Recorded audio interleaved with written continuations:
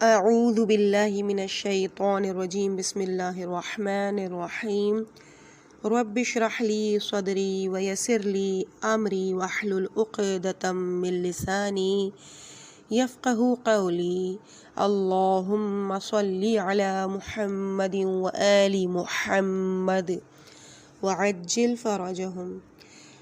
کاشانِ بصیرت کے انتہائی محترم سامعین کرام، السلام علیکم ورحمۃ اللہ وبرکاتہ۔ امید ہے کہ آپ سب خیریت سے ہیں۔ میں آپ کی ریڈر زہرا علی آپ کی خدمت میں کتاب احتجاج تبریسی والیوم 2 کی ریڈنگ کے پارٹ نمبر 7 کے ساتھ حاضر ہوں۔ ہم پیج نمبر 301 تک پہنچ چکے ہیں اور جس ہیڈنگ کا آغاز ہو رہا ہے وہ ہے امیر المومنین علیہ السلام کا احتجاج۔ آپ نے ناقصین، قاسطین اور مارقین سے کیوں جنگ کی؟ خلفائے ثلاثہ اور دوسرے لوگوں کے مقابل کیوں خاموش رہے؟ روایت ہے کہ جب امیر المومنین علیہ السلام جنگ نہروان سے واپس ہوئے اور ایک جگہ بیٹھے ہوئے گزشتہ واقعات اور حادثات کا ذکر ہو رہا تھا، ایک شخص نے آپ سے کہا کہ آپ نے ابو بکر، عمر اور عثمان سے کیوں جنگ نہیں کی اور طلحہ و زبیر، معاویہ اور خوارج سے کیوں لڑے؟ امیر المومنین نے فرمایا، میں زندگی کے اول روز سے مسلسل مظلوم رہا ہوں اور اپنے حقوق پر دوسروں کے تجاوز و ظلم کو دیکھتا رہا۔ اشعث ابن قیس نے کھڑے ہو کر کہا، یا امیر المومنین، آپ نے اپنی تلوار سے اپنے حقوق کا مطالبہ اور دفاع کیوں نہیں کیا؟ امیر المومنین نے فرمایا، اے اشعث، جو بات تم نے پوچھی ہے اس کا جواب غور سے سن کر حقیقت کلام میں میری دلیل کو سمجھو۔ انبیاء گزشتہ میں سے 6 انبیاء کی میں نے اتباع اور پیروی کی۔ اول حضرت نوح علیہ السلام ہے کہ جن کے بارے میں خدا فرماتا ہے، ان سے قبل قوم نوح نے بھی ہمارے بندے کی تکذیب کی اور اس کے بارے میں کہا کہ وہ مجنون ہو گیا ہے، اور اس نے ان کے کثیر و شدید آزار سے خوفزدہ ہو کر کہا۔ سورہ قمر کی آیت نمبر 10۔ پروردگارا، میں مغلوب ہو گیا، میری مدد فرما۔ حضرت نوح نے یہ بات خوف کے سبب کہی تھی۔ منزل دعوت اور رسالت میں ان کے لیے یہ خوف تنہا عذر بن گیا۔ ہاں، اوصیاء انبیاء کے لیے یہ عذر اس سے زیادہ قابل توجہ ہوگا۔ اگر کوئی کہے کہ انہیں اپنی قوم کا خوف نہیں تھا تو گویا اس نے کلام خدا کا انکار کیا اور وہ کافر ہو گیا۔ دوم، حضرت لوط علیہ السلام کے بارے میں خدا کا ارشاد ہوا، قوم لوط نے کہا کہ آپ خود جانتے ہیں کہ تمہاری لڑکیوں میں ہمارا کوئی حق نہیں ہے، اور آپ یہ بھی جانتے ہیں کہ ہم کیا چاہتے ہیں۔ حضرت لوط علیہ السلام نے ان کے دباؤ اور بے حیائی کے سبب رو کر فرمایا، اے کاش مجھے تمہارے مقابلے کی قدرت و طاقت ہوتی یا مضبوط پناہ گاہ ہوتی تو تمہارے شر سے محفوظ ہو جاتا۔ سورہ ہود آیت نمبر 80۔ اگر کوئی کلام خدا کے مقابل حضرت لوط کے ان کی قوم سے خوف اور اضطراب کا انکار کرے تو وہ کافر ہے۔ اوصیاء انبیاء اس میں زیادہ معذور ہیں۔ سوم، حضرت ابراہیم علیہ السلام کے بارے میں خدا فرماتا ہے، ابراہیم نے اپنے باپ یعنی چچا کی سختیوں اور تکلیفوں کے مقابل کہا، اے بابا میرا سلام لیجئے، اپنے خدا سے آپ کی مغفرت کا سوال کروں گا، میرا خدا مہربان ہے، آپ کے طعن و تشنیع کے سبب آپ لوگوں سے اور آپ کے خود ساختہ خداؤں سے دور ہو کر صرف خدائے مہربان کی پرستش کروں گا، امید ہے کہ وہ میری بندگی اور عبادت کو قبول کرے گا۔ سورہ مریم آیت نمبر 48۔ پس ان کی دعوت ترک کر دینا خوف کے سبب تھی۔ ہاں، وقت خوف وسیع پیغمبر کا عذر زیادہ سننے کے لائق ہے۔ اگر کوئی ان کے خوف کا منکر ہو تو وہ کلام خدا کی صریحاً خلاف کر کے کافر ہو جائے گا۔ چہارم، حضرت موسیٰ علیہ السلام کے بارے میں خدا کا فرمان ہے، حضرت موسیٰ علیہ السلام نے فرعون کے جواب میں کہا، میں تمہاری سختیوں اور جابرانہ حکومت سے خوف زدہ ہو کر تمہارے درمیان سے چلا جاؤں گا۔ میرے خدا نے مجھے علم و معرفت عطا فرما کر انبیاء اور مرسلین میں قرار دیا ہے۔ سورہ شعراء آیت نمبر 21۔ اگر کوئی خوف اگر کوئی خوف نبی موسیٰ کا منکر ہو تو وہ کلام خدا کے خلاف ہو کر کافر ہو گیا ہے، اور اگر ان کو خائف مان کر ان کی کنارہ گیری کو عذر درست سمجھتا ہے تو اوصیاء انبیاء اس بات میں زیادہ معذور ہے۔ پنجم، حضرت ہارون علیہ السلام کے بارے میں خدا کا ارشاد ہے، جب موسیٰ کی غیر موجودگی میں بنی اسرائیل گوسالہ کی پرستش کرنے لگے تو جناب ہارون نے جناب موسیٰ کے جواب میں کہا، اے میرے بھائی، آپ کے قوم نے مجھے ضعیف و عاجز کر دیا اور نزدیک تھا کہ مجھے قتل کر دیتی۔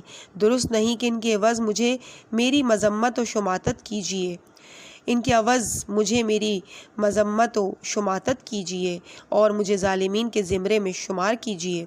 حضرت ہارون علیہ السلام نے گوسالہ پرستی کے مقابلے میں اپنا عذر و خوف بیان کیا، اور اوصیاء تو اس لحاظ سے زیادہ معذور ہیں، اگر کوئی ان کے خوف کا منکر ہو تو مخالف قول خدا کے نتیجے میں کافر ہو جائے گا۔ ششم، رسول اکرم صلی اللہ علیہ وآلہ وسلم نے از روئے احتیاط قریش کے خوف سے مجھے اپنی جگہ سلایا اور خود مکے سے چلے گئے اور غار میں چھپ گئے۔ کیا رسول خدا اپنے دشمنوں سے خائف تھے کہ غار میں پنہا ہو گئے، یا ان کا یہ عمل عبث و بیکار اور ایک لہو و لعب تھا؟ جب حضرت صلی اللہ علیہ وآلہ وسلم اپنے دشمنوں سے خوف زدہ تھے تو ان کا وسیع کیوں کر خوف زدہ نہ ہوگا؟ اس وقت سب نے کھڑے ہو کر کہا، ہم سمجھ گئے، آپ کی بات صحیح اور فعل اور عمل حق ہے، ہم جاہل و کم عقل ہیں، ہم سمجھ گئے کہ اپنے حق کا دعویٰ نہ کرنے اور سکوت و تسلیم ہو جانے میں آپ معذور ہیں۔ اگر کوئی خوف نبی موسیٰ کا منکر ہو تو وہ کلام خدا کے خلاف ہو کر کافر ہو گیا، اور اگر ان کو خائف مان کر ان کی کنارہ گیری کو عذر سمجھتا ہے تو اوصیاء انبیاء اس بارے میں زیادہ معذور ہیں۔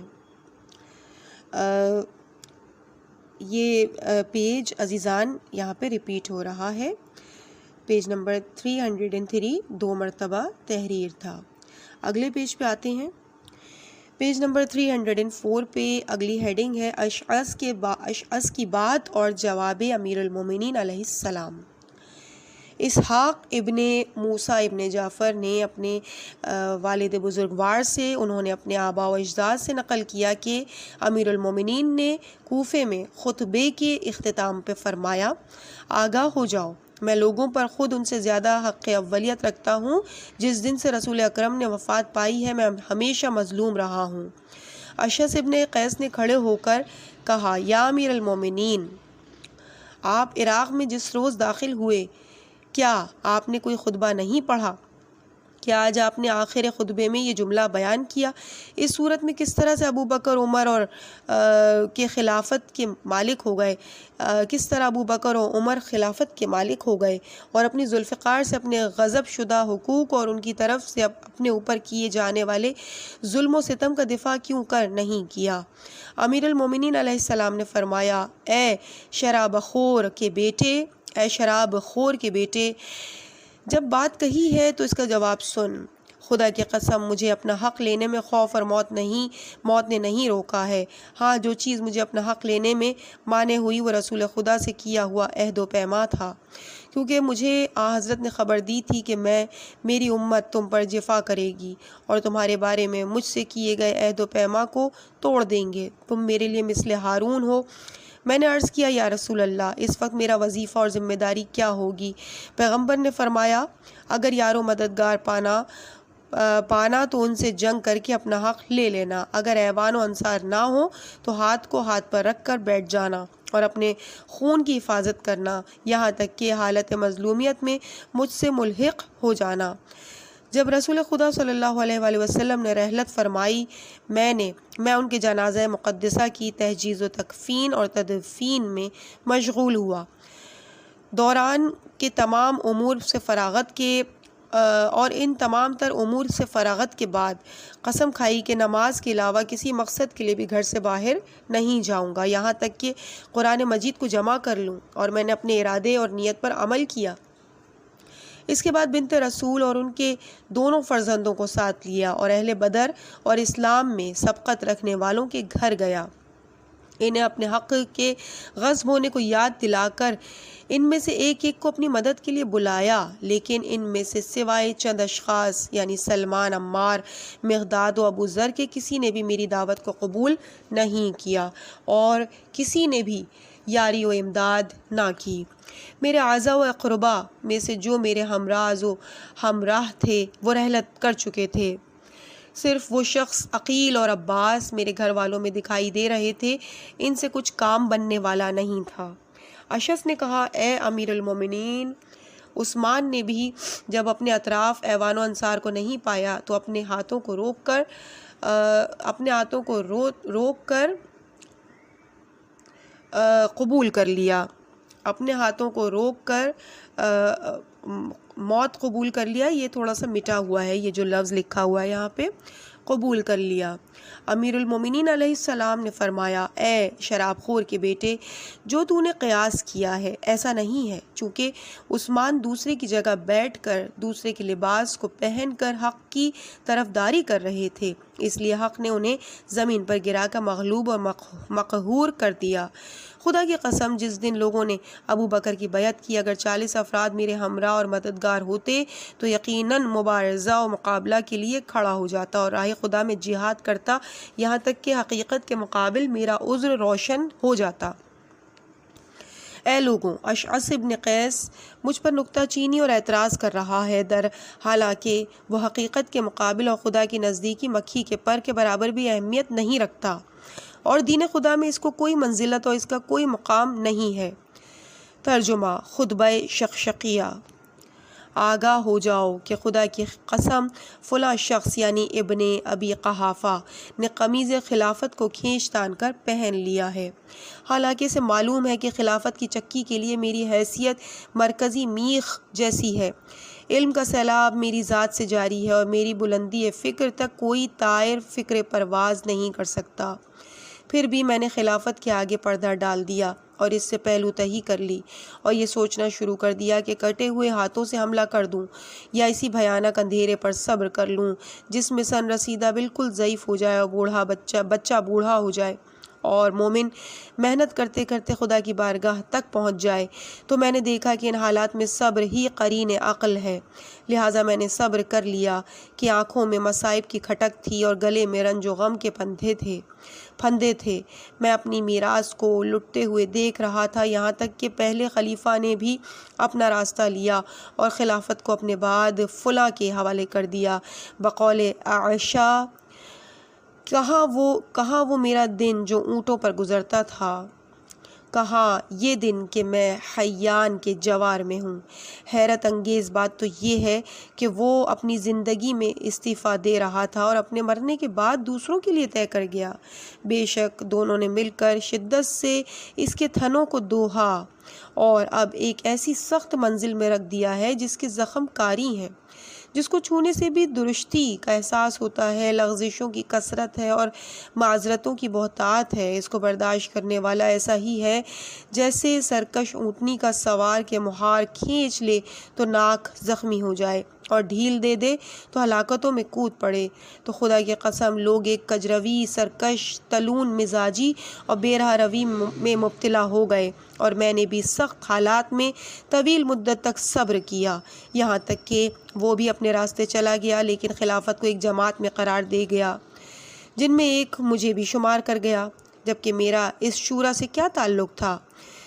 مجھ میں پہلے دن کون سا عیب اور ریب تھا کہ آج مجھے ایسے لوگوں کے ساتھ ملایا جا رہا ہے، لیکن اس کے باوجود میں نے انہی کی فضا میں پرواز کی، اور یہ نزدیک پرواز میں اڑے تو وہاں بھی ساتھ رہا اور اونچے اڑے تو وہاں بھی ساتھ رہا، مگر پھر بھی ایک شخص اپنے کینے کی بنا پر مجھ سے منحرف ہو گیا اور دوسرا دامادی کی طرف جھک گیا۔ کچھ اور بھی ناقابل ذکر اسباب و اشخاص تھے جن کے نتیجے میں تیسرا شخص سرگین اور چارے کے درمیان پیٹ پھلائے اٹھ کھڑا ہوا، اور اس کے ساتھ اہل خاندان بھی کھڑے ہو گئے جو مال خدا کو اس طرح ہضم کر رہے تھے جس طرح اونٹ فصل بہار کی گھاس کو چر لیتا ہے، یہاں تک کہ اس کی بٹی ہوئی رسی کے بل کھل گئے اور اس کے اعمال نے اس کا خاتمہ کر دیا اور شکم پری نے منہ کے بل گرا دیا۔ اس وقت مجھے جس چیز نے دہشت زدہ کر دیا وہ یہ تھی کہ لوگ بجوکی گردن کے بال کی طرح میرے گرد جمع ہو گئے اور چاروں طرف سے میرے اوپر ٹوٹ پڑے، یہاں تک کہ حسن حسین کچل گئے اور میری ردا کنارے سے پھٹ گئی۔ یہ سب میرے گرد بکریوں کے گلے کی طرح گھیرا ڈالے ہوئے تھے، لیکن جب میں نے ذمہ داری سنبھالی اور اٹھ کھڑا ہوا تو ایک گروہ نے بیعت توڑ دی اور دوسرا دین سے خارج ہو گیا اور تیسرے نے فسق اختیار کر لیا، جیسا کہ ان لوگوں نے یہ ارشاد الہی سنا ہی نہیں کہ دار آخرت ہم صرف ان لوگوں کے لیے قرار دیتے ہیں جو دنیا میں بلندی اور فساد نہیں چاہتے، عاقبت صرف اہل تقویٰ کے لیے ہے۔ ہاں خدا کی قسم ان لوگوں نے یہ ارشاد بھی سنا اور سمجھے بھی ہیں، لیکن دنیا ان کی نگاہوں میں غالب آ چکی ہے اور اس کی چمک دمک نے انہیں لبھا لیا۔ آگاہ ہو جاؤ، وہ خدا گواہ ہے جس نے دانے کو شگافتہ کیا ہے اور ذی روح کو پیدا کیا ہے۔ اگر حاضرین کی موجودگی اور انصار کی وجود سے حجت تمام نہ ہو گئی ہوتی تو اللہ کا اہل علم سے یہ عہد نہ ہوتا کہ خبردار ظلم کی شکم پوری اور مظلوم کی کرسنگی پر چین سے نہ بیٹھنا، تو میں آج بھی اس خلافت کی رسی کو انہی کی گردن میں ڈال کر ہکا دیتا اور ان کے آخر کو اول ہی کا کاسے سے سیراب کرتا، اور تم دیکھ لیتے کہ تمہاری دنیا میری نظر میں بکری کی چھینک سے بھی زیادہ بے قیمت ہے۔ کہا جاتا ہے کہ اس موقع پر ایک عراقی باشندہ اٹھ کھڑا ہوا اور اس نے آپ کو ایک خط دیا جس کے بارے میں یہ خیال ہے کہ اس میں کچھ فوری جواب کے طلب مسائل تھے، چنانچہ آپ نے اس خط کو پڑھنا شروع کر دیا اور جب فارغ ہوئے تو ابن عباس نے عرض کیا کہ حضور بیان جاری رہے۔ فرمایا افسوس ابن عباس، یہ تو ایک شقشقہ تھا جو ابھر کر دب گیا۔ شقشقہ اونٹ کے منہ میں وہ گوشت کا لوتھڑا ہوتا ہے جو غصے اور ہیجان کے وقت باہر نکل آتا ہے۔ ابن عباس کہتے ہیں کہ خدا کی قسم مجھے کسی کلام کے ناتمام رہ جانے کا اس قدر افسوس نہیں ہوا جتنا افسوس اس امر پہ ہوا کہ امیر المومنین اپنی بات پوری نہ فرما سکے اور یہ کلام ان کا ناتمام رہ گیا۔ پیج نمبر 309 امیر المومنین علیہ السلام کے ساتھ رسول اکرم صلی اللہ علیہ وآلہ وسلم کی گفتگو۔ ام سلمہ زوجہ رسول اکرم فرماتی ہیں کہ پیغمبر اسلام کی ہم 9 بیویاں تھیں، ایک دن ایک کی نوبت ہوتی۔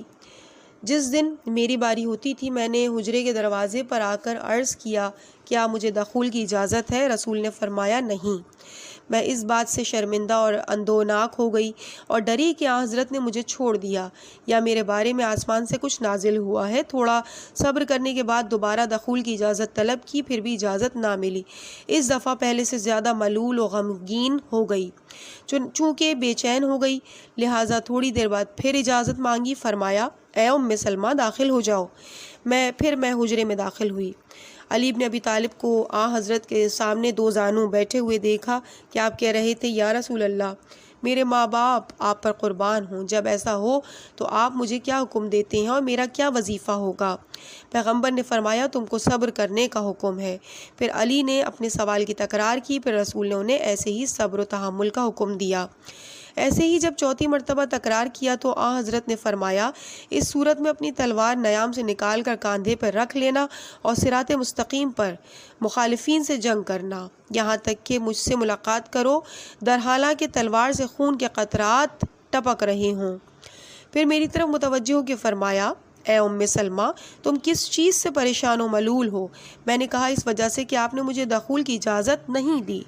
فرمایا یہ خیر کا تذکرہ تھا، جب تم نے داخل ہونے کی اجازت چاہی اس وقت جبرائیل مجھے آئندہ واقعات کی خبر دے رہے تھے اور میرے پاس حکم لائے تھے کہ علی کو ان واقعات سے آگاہ کر دوں اور انہیں وصیت کر دوں۔ اے ام سلمہ سنو اور گواہ رہو کہ علی ابن ابی طالب دنیا اور آخرت میں میرے وزیر ہیں اور میرے بعد میرے وعدے کو پورا کریں گے، قیامت کے دن حوض کوثر سے دشمنوں کو دور کریں گے۔ گواہ رہو کہ علی سید المسلمین، امام المتقین، امیر المومنین اور قاتل ناکسین و قاسطین و مارقین ہیں۔ میں نے عرض کیا کہ کیا ناکسین، قاسطین و مارقین کون ہیں؟ آپ نے فرمایا ناکسین وہ لوگ ہیں جو مدینے میں علی کی بیعت کریں گے اور بصرہ میں بیعت کو توڑ دیں گے اور ان سے جنگ کریں گے۔ قاسطین معاویہ اور اہل شام میں سے اس کے یارو مددگار ہیں جو علی پر ظلم کریں گے۔ مارقین وہ ہیں جو راہ حقیقت سے نکل کر نہروان میں علی کے خلاف اجتماع اور جنگ کریں گے۔ پیج نمبر 311، امیر المومنین علیہ السلام سے رسول اکرم کی وصیت صلی اللہ علیہ وآلہ وسلم۔ روایت کی گئی ہے کہ امیر المومنین نے جنگ جمل کے بعد کسی ایک خطبے میں رسول خدا کا یہ قول نقل کیا: اے علی، تم میرے بعد دنیا میں ہی رہو گے، میری امت کی طرف سے مصیبت میں گرفتار ہوگے اور روز قیامت خدا کے سامنے اپنے دشمن اور مخالفین سے محاکمہ کرو گے۔ مخالفین سے محاکمے کے دن کی خاطر اپنے جواب و حجت و دلیل کو تیار کر لو۔ میں نے عرض کیا: یا رسول اللہ، میرے ماں باپ قربان، میں کس لیے اور کس چیز سے آزمایا جاؤں گا؟ جو فتنہ میری مصیبت کا سبب بنے گا وہ کیا ہے، اور کس عنوان و موضوع پر میں مقاتلہ کروں گا؟ رسول اکرم نے فرمایا: تم میرے بعد بیعت توڑنے والے یعنی ناقصین اور ظالمین اور قاسطین، ظالمین یعنی قاسطین اور راہ مستقیم سے خارج ہونے والے مارقین سے جنگ و جہاد کرو گے۔ حضرت نے ایک ایک کا تعارف کروایا۔ تم میرے بعد قرآن مجید کی اور میری سنت کی مخالفت کرنے والوں اور دین خدا سے اپنے ناقص رائے اور نظریے پر عمل کرنے والوں سے قتال اور جہاد کرو گے، جبکہ دین خدا میں کسی کی کوئی رائے اور کسی کا کوئی نظریہ نہیں ہے۔ کسی فرد کے نظریے اور رائے کے مطابق احکام الہی کی تفسیر و توضیح نہیں ہو سکتی، بلکہ دین خدا پروردگار کے اوامر و نواہی اور ان کے فرمودات کو کہتے ہیں۔ میں نے عرض کیا: یا رسول اللہ، مجھے اس راستے کی ہدایت کیجیے جس سے روز قیامت مخالفین سے محاکمہ کر کے کامیاب کامران رہوں۔ پیغمبر اسلام صلی اللہ علیہ وآلہ وسلم نے فرمایا: ہاں، میرے بعد جب لوگ تمہاری مخالفت کریں تو تم اصول پر ثابت قدم رہنا۔ جب تم دیکھو کہ انہوں نے راہ ہدایت و حقیقت کو اپنے میلان و خواہشات سے بدل دیا ہے، کتاب خدا اور کلمات الہی کو اپنے فکر و نظر کی طرف موڑ رہے ہیں، تو تم صراط مستقیم پر ثابت قدم رہنا اور اپنی فکر و نظر کو قرآن مجید کے تابع رکھنا، کیونکہ انہوں نے دنیاوی زندگی پر تکیہ کیا ہوگا اور متشابہ امور کو لے کر ان کی تائید و اثبات کے لیے آیات قرآن سے تمسک کرتے ہوں گے۔ جب تم دیکھو کہ لوگوں نے کلمات خدا کو ان کی اپنی جگہ سے منحرف جدا کر دیا ہے اور اپنی خواہشات نفسانی کی پیروی کر رہے ہیں، خود خواہ اور پریشان حال، متجاوز اور منحرف، جھوٹے ہوا پرست اور مفسد افراد، وہ اشخاص اپنے کام میں لگ کر حکومت و ریاست کو گھیر لیا ہے، تو تم راہ تقویٰ کو نہ چھوڑنا اور حسن عاقبت کو اپنی نگاہ میں رکھنا۔ فَإِنَّ الْعَاقِبَةَ لِلْمُتَّقِينَ، بہترین انجام متقین کے لیے ہے۔ اس کے بعد اگلی ہیڈنگ ہے امیر المومنین علیہ السلام کے جہاد کے خصوصیات کے بیان میں، پیج نمبر ہے 313۔ ابن عباس کہتے ہیں کہ سورہ توبہ کی آیت نمبر 73-74، یا ایہا النبی جاہد الکفار والمنافقین، یعنی اے نبی، کافروں و منافقوں سے جہاد کرو اور ان پر سختی کرو، ان کا ٹھکانہ تو جہنم ہی ہے جو بدترین ٹھکانہ ہے۔ منافقین اپنی باتوں پر اللہ کی قسم کھاتے ہیں کہ ہم نے ایسا نہیں کہا، حالانکہ انہوں نے کلمہ کفر کہا اور وہ لوگ اسلام لانے کے بعد کافر ہو گئے۔ جب یہ آیت نازل ہوئی تو رسول اکرم صلی اللہ علیہ وآلہ وسلم نے فرمایا: یقیناً میں کفار و منافقین سے جہاد کروں گا۔ پس جبرائیل نے نازل ہو کر فرمایا: یا علی بن ابی طالب، جنگ و جہاد آپ بھی کریں گے؟ جابر ابن عبداللہ سے روایت ہے کہ حجت الوداع کے وقت میں میدان منی میں سب سے زیادہ رسول اکرم سے نزدیک تھا۔ حضرت نے فرمایا: میں دیکھ رہا ہوں کہ تم میرے بعد دین سے منحرف ہو کر اپنے ہاتھ اور اپنی شمشیر سے ایک دوسرے کی گردن مارو گے۔ خدا کی قسم اگر ایسا ہوا تو مجھے دیکھو گے کہ میں ایک عظیم لشکر کے ساتھ تم سے جنگ کر رہا ہوں۔ پھر اپنے پیچھے کی طرف رخ کر کے فرمایا: یا میرے بجائے علی بن ابی طالب کو دیکھو گے۔ اس جملے کے 3 بار تکرار کی۔ اس کلام کے بعد حضرت کی حالت متغیر ہو گئی اور جبرائیل یہ آیت لے کر نازل ہوئے: جب ہم آپ کو دنیا سے بلا لیں گے تو ہم علی بن ابی طالب علیہ السلام کے ذریعہ آپ کے مخالفین سے انتقام لیں گے۔ یا جو ہم نے وعدہ کیا ہے وہ آپ کو دکھائیں گے، جو ہم جو چاہتے ہیں اس پر قدرت و اختیار بھی رکھتے ہیں۔ ابن عباس کہتے ہیں کہ حیات رسول اکرم میں امیر المومنین فرماتے تھے کہ خدا فرماتا ہے کہ محمد خدا کے رسول ہیں، جیسے ان سے قبل بھی دوسرے رسول تھے، اگر ان کی وفات ہو جائے یا قتل ہو جائیں تو کیا تم لوگ پیچھے پیر پلٹ جاؤ گے؟ میں یعنی علی کہتا ہوں کہ خدا کی قسم ہم حق کی جانب ہدایت پانے کے بعد ہرگز پیچھے نہیں لوٹیں گے۔ خدا کی قسم جب پیغمبر دنیا سے رحلت فرما جائیں یا قتل ہو جائیں تو جیسے انہوں نے جہاد کیا اور جس راہ میں انہوں نے مقاتلہ اور مبارزہ کیا، میں بھی مخالفین سے جنگ و جہاد کروں گا یہاں تک کہ مجھے موت آ جائے، کیونکہ میں ان کا بھائی ہوں، ان کے چچا کا بیٹا ہوں، ان کا وارث ہوں، اور کون ہے جو مجھ سے زیادہ حضرت کے نزدیک اولا اور افضل ہو۔ پیج نمبر 315، ہیڈنگ ہے افضلیت امیر المومنین علیہ السلام۔ احمد ابن حمام کہتے ہیں کہ ابو بکر کی خلافت کا زمانے میں عبادہ ابن صامت سے میں نے جا کر کہا، کیا لوگ ابو بکر کو ان کی خلافت سے پہلے دوسروں پر مقدم اور ترجیح دیتے تھے؟ عبادہ نے کہا، اے ابو ثالبہ، جیسے سب خاموش بیٹھے ہیں اور بات نہیں کرتے، تم بھی کوئی بات نہ کرو۔ خدا کی قسم علی بن ابی طالب علیہ السلام خلافت کے لیے ابو بکر سے زیادہ سزاوار ہیں، جیسے کہ رسول خدا نبوت اور رسالت میں ابو جہل سے زیادہ سزاوار تھے۔ پھر کہا، میں تم کو اس سے زیادہ بتاتا ہوں کہ ہم ایک دن رسول خدا کے پاس بیٹھے ہوئے تھے، علی بن ابی طالب اور عمر اور ابو بکر دروازے رسول پر آئے۔ سب سے پہلے ابو بکر داخل خانہ ہوئے، پھر عمر، اس کے بعد علی وارد ہوئے۔ رسول خدا اس واقعے سے اتنا متاثر ہوئے گویا آپ کے سر پر گرد و خاک پڑی ہو۔ پھر فرمایا، علی، کیا یہ دونوں تم پر سبقت کر رہے ہیں؟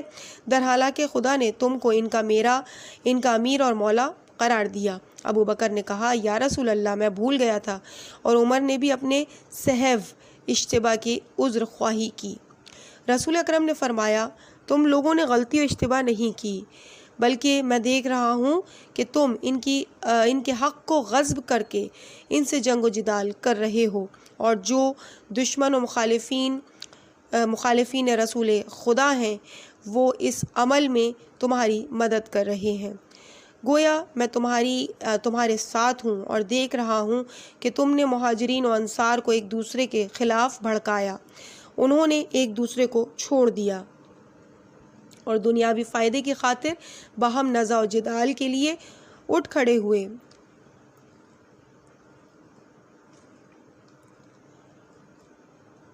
یا میں اپنے اہل بیت کو دیکھ رہا ہوں، وہ تمہارے درمیان مغلوب و مقہور ہو کر زمین پر بکھر گئے ہیں۔ البتہ خدا کی جانب سے ایسی پیشن گوئی اور ایسا مقدر ہو چکا ہے۔ اس کے بعد رسول نے اس طرح گریہ کیا کہ اشک چہرہ مبارک پر جاری ہو گئے۔ پھر فرمایا، اے علی، ان تمام امور و حوادث میں تمہیں صبر و تحمل کرنا چاہیے، یہاں تک کہ خدا فرج و کشائش عنایت کرے۔ ہاں، قدرت و توانائی توفیق خدا سے ہے، اور اس لحاظ سے تمہارا اجر و ثواب بہت ہے۔ جب خدا تم کو قدرت و تسلط دے تو اپنی تلوار اٹھا لو اور اسے لے کر آگے بڑھو، مخالفین کی سرکوبی کرو، منحرفین و منافقین کو قتل کرو، جب تک کہ حقیقت کی جانب واپس نہ ہو جائیں اور سب کے سب تیرے امر و حکم تسلیم نہ کر لیں اور حق کے فرمان کے مطیع و فرما بردار نہ ہو جائیں۔ جان لو کہ تم ہمیشہ حق و حقیقت کی ہمراہ ہو، اور تمہاری پاک ذریت بھی ایسی ہے، اور تمہاری مخالف اور دشمن باطل اور گمراہ ہیں۔ عزیز سامعین، اس مقام پہ ہم ریڈنگ کے اس پارٹ کو یہیں پہ مکمل کرتے ہیں۔ انشاءاللہ اس سے آگے کی ریڈنگ آپ کے سامنے اگلے پارٹ میں، یعنی پارٹ نمبر 8 میں، کہ جو کہ والیوم 2 کا پارٹ نمبر 8 ہے، کتاب احتجاج تبرسی، اس میں پیش کی جائے گی انشاءاللہ۔ پیج نمبر ہوگا 317 اور ہیڈنگ ہوگی رسول خدا صلی اللہ علیہ وآلہ وسلم اور مرغ بریاں۔ مجھے اپنی دعاؤں میں یاد رکھیے گا۔ والسلام علیکم ورحمۃ اللہ وبرکاتہ۔